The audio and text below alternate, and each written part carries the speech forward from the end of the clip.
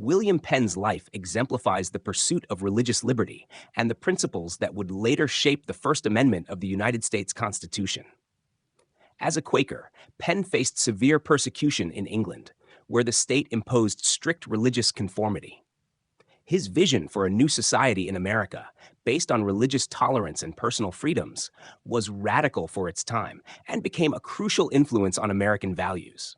The First Amendment's assurance of religious freedom is rooted in the experiences of individuals like Penn, who sought a land where people could practice their faith, or choose not to, without interference.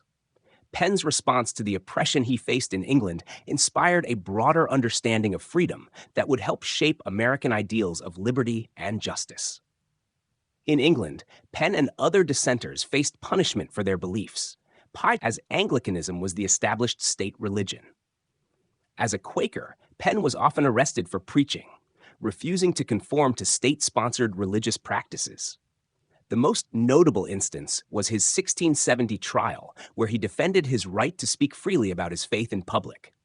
This trial became an important moment in British legal history, asserting the right to free speech and peaceful assembly.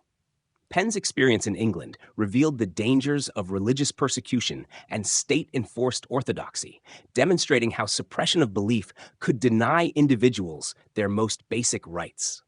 His struggles against these repressive measures left him determined to create a different model in America, where religious belief, or lack thereof, would be a personal, not state-imposed matter.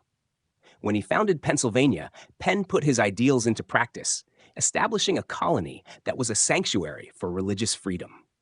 He drafted Pennsylvania's Charter of Privileges, which guaranteed liberty of conscience for all settlers, regardless of faith.